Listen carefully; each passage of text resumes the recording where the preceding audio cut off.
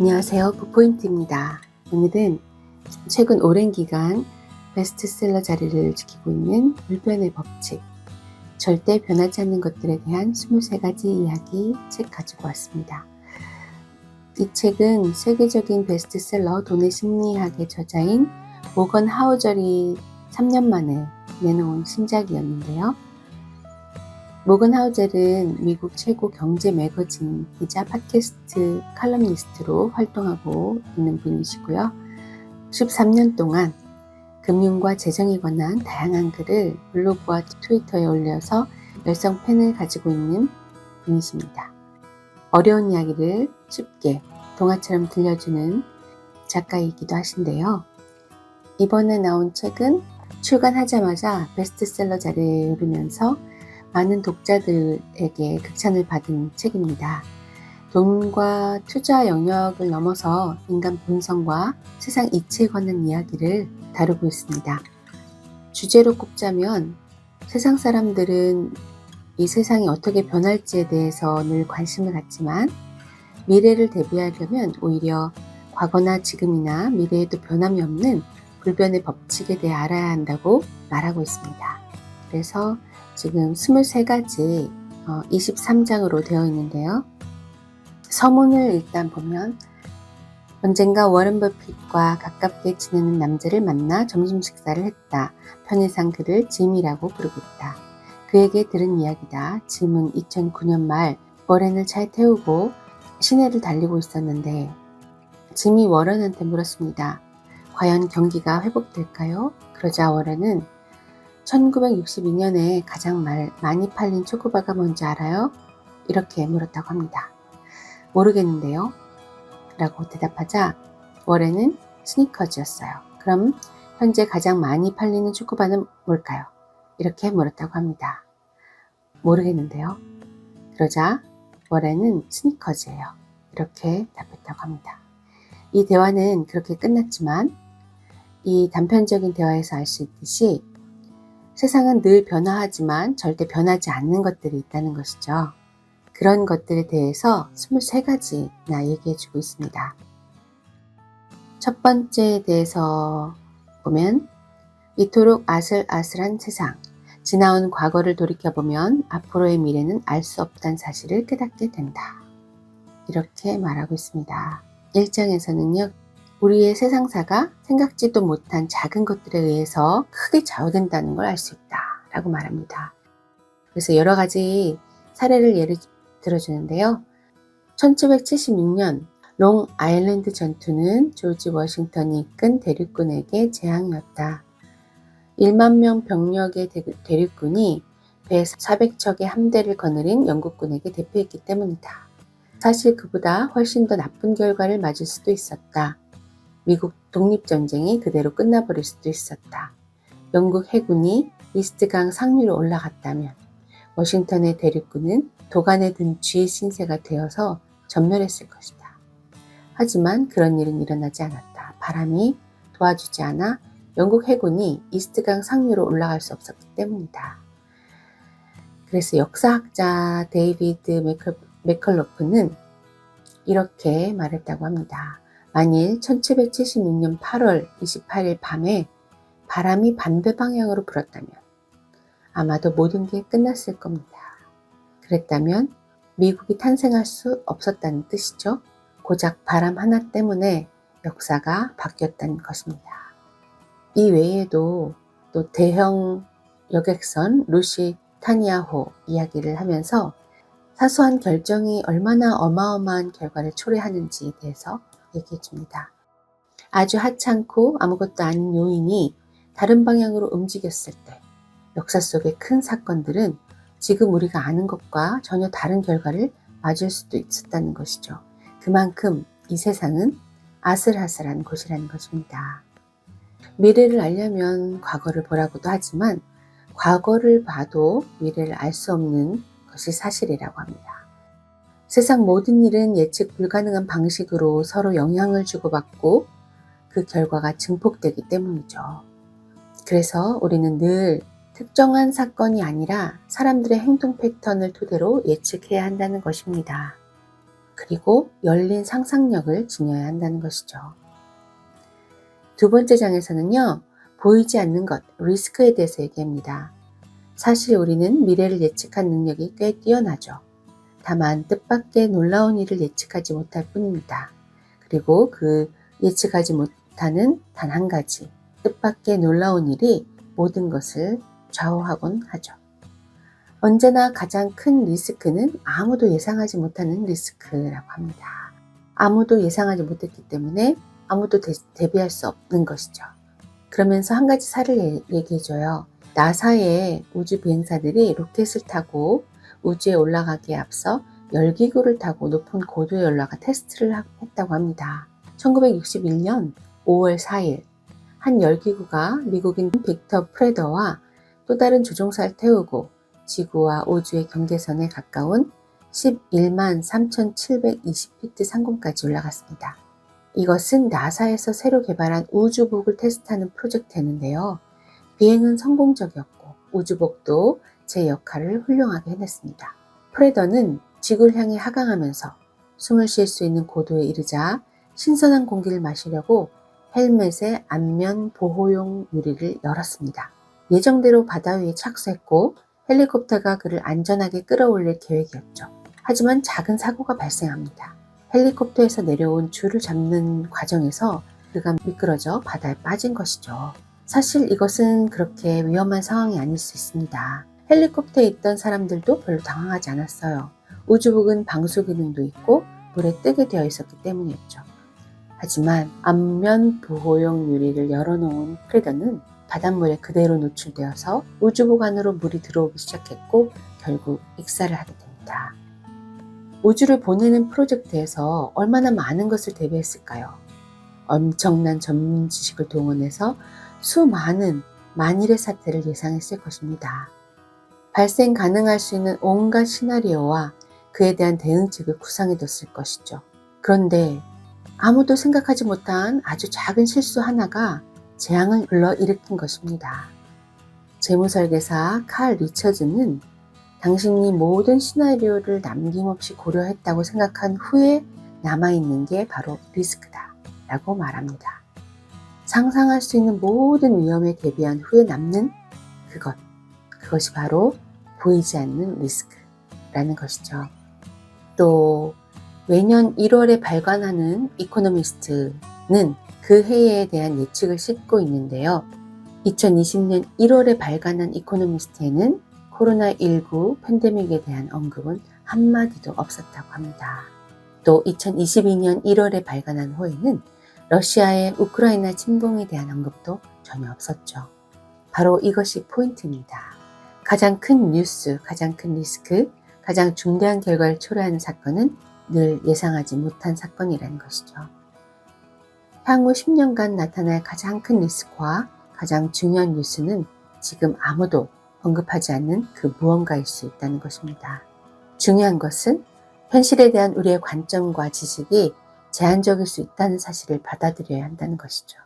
상상할 수 없는 일의 대비책을 세우는 건 불가능합니다.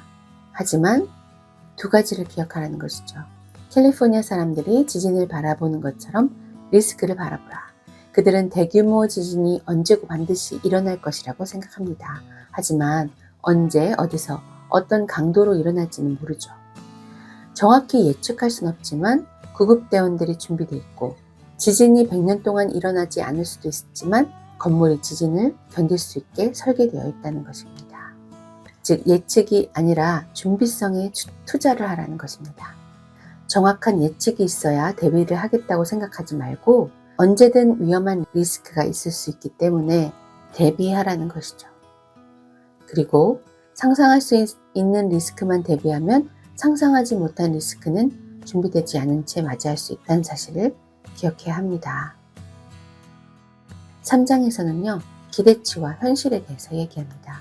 행복을 위한 제1원칙은 기대치를 낮추는 것이다 라는 것이죠. 몽테스키웨는 275년 전에 이렇게 말했습니다. 그저 행복해지고 싶다면 그 목표는 쉽게 이룰 수 있다. 하지만 우리는 남들보다 더 행복해지길 원한다. 이는 언제나 어렵다. 왜냐하면 우리는 남들이 실제보다 더 행복하다고 믿기 때문이다. 투자자 찰리 먼거는 세상을 움직이는 게 탐욕이 아니라 시기심이라고 말했어요. 객관적인 부라는 것은 존재하지 않죠. 모든 것은 상대적이고 대개는 자신의 주변 사람들과 비교하기 마련입니다.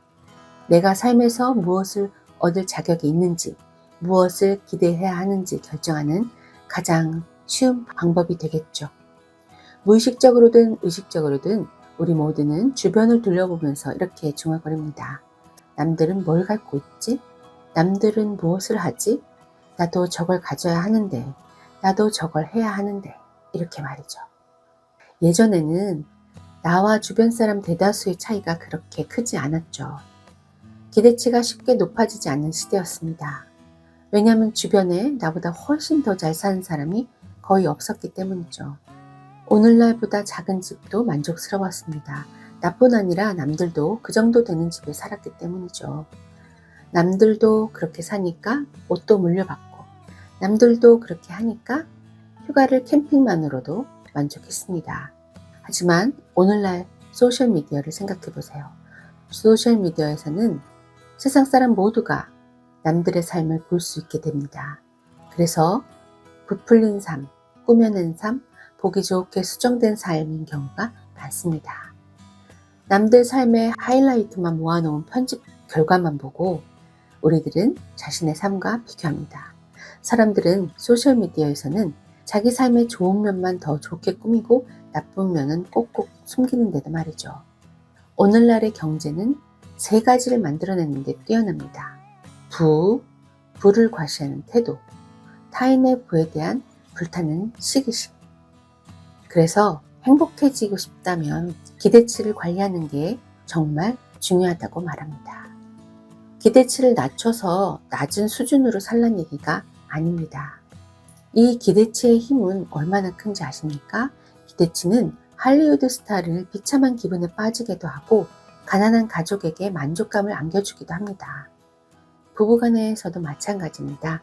서로 상대방을 기꺼이 도와주되 그 대가로 아무것도 기대하지 않을 때 행복한 결혼 생활이 유지되는 것과 마찬가지죠. 사장에서는 인간 그 알 수 없는 존재에 대해 얘기합니다. 독특하지만 훌륭한 특성을 가진 사람은 독특하지만 훌륭하지 않은 특성도 함께 갖고 있다는 것이죠. 우리가 우러러보고 때로는 닮고 싶어하는 독특하지만 훌륭한 특성을 가진 사람은 거의 항상 독특하지만 훌륭하지 않은 특성도 함께 가지고 있습니다. 그런데 우리는 이 사실을 간과하죠. 존경의 대상으로 삼을 인물을 잘못 판단하고 그에게서 우리가 기대하는 것과 다른 모습을 발견하면 깜짝 놀랍니다. 어떤 한 가지에서 비정상적으로 뛰어난 사람은 다른 어떤 것에서는 비정상적으로 형편없는 경향이 있죠. 한 부분에서 비정상으로 뛰어난 능력이 발휘되는 대신에 성격의 다른 부분이 희생되는 것과 같습니다. 전 미국 국가안보보좌관 맥조지 번디는 언젠가 존 F 케네디 대통령에게 인간을 달에 보내는 것은 무리한 목표라고 말했습니다. 그러자 케네디는 이렇게 대답했죠. 배짱이 없는 사람이라면 40대에 대통령에 출마하지도 못했을 겁니다. 즉 엄청난 성취를 이뤄낸 사람은 엄청난 실패를 가져올 수 있는 리스크를 늘 감수하곤 합니다. 어떤 사람은 성공한 기업이나 위대한 국가의 리더가 될 수 있죠. 즉 단호하고 낙관적이고 노라는 답을 허용하지 않고 자신의 능력을 무조건 확신한 사람입니다. 5번째, 확률과 확실성. 사람들이 원하는 것은 정확한 정보가 아닙니다. 사람들이 원하는 것은 확실성이죠. 인간의 흔한 행동 특성 중 하나는 불확실하고 확률론적인 세상에 살면서도 확실성을 애타게 원한다는 것입니다. 똑똑해도 틀린 판단으로 나쁜 결과를 맞을 수 있고 멍청해도 옳은 판단으로 좋은 결과를 맞을 수 있습니다. 즉 운과 리스크가 영향을 미치기 때문이죠. 미래가 어떻게 될지 모른다는 사실이 주는 고통에서 벗어나고 싶은 것은 당연합니다. 경기 불황이 시작될 가능성이 60%다. 이런 말은 고통을 별로 줄여주지 못합니다. 어쩌면 오히려 고통이 더 심해질 수 있죠.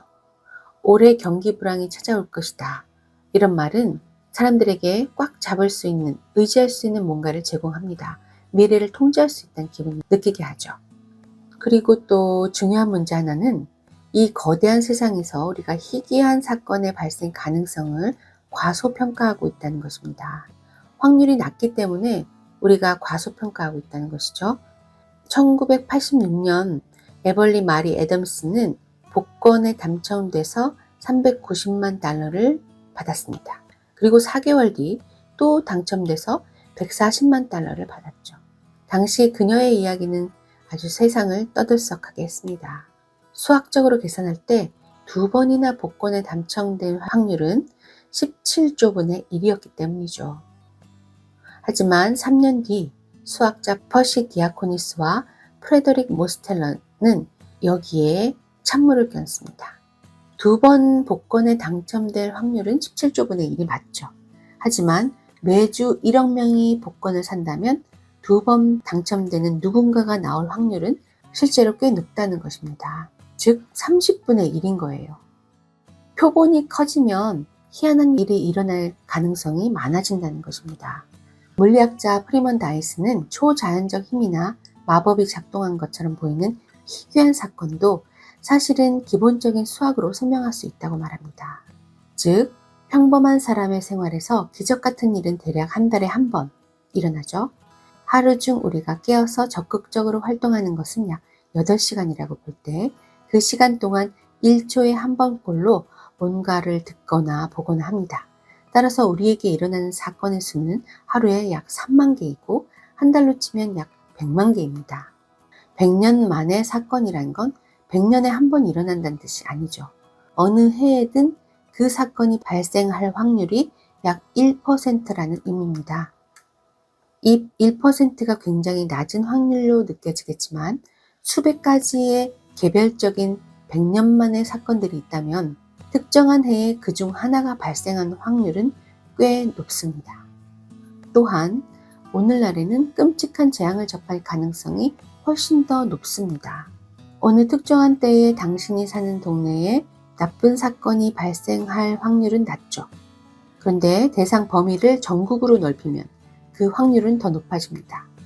또 대상 범위를 전 세계로 넓히면 어느 때라도 끔찍한 사건이 발생할 확률은 100%입니다. 한 전문가가 시간 흐름에 따른 뉴스 분위기의 변화를 분석했는데 지난 60년 동안 전 세계 언론 매체 보도 내용이 꾸준히 점점 더 암울해져 왔다는 사실을 발견했습니다.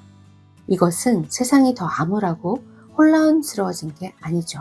다만 과거에도 늘 일어난 나쁜 일을 현재 우리는 과거 사람들보다 더 많이 접할 수 있게 된 것뿐입니다. 그런데도 사람들은 이 세상이 예측 가능하고 통제한 곳이라고 믿고 싶어 합니다. 그래서 그 욕구를 채워줄 것 같은 권위 있는 사람들에게 의지하죠. 만일 누군가가 경기 침체가 일어날 확률이 80%라고 말했다면 그 말이 맞는지 알 수 있는 유일한 방법은 그가 수십 번 또 수백 번 예측했던 말들을 현실의 결과와 비교해서 실제로 그 예측의 80%가 현실이 됐는지를 확인하는 것입니다. 하지만 이건 불가능하죠. 그래서 우리는 그 추측을 믿어버리는 것입니다.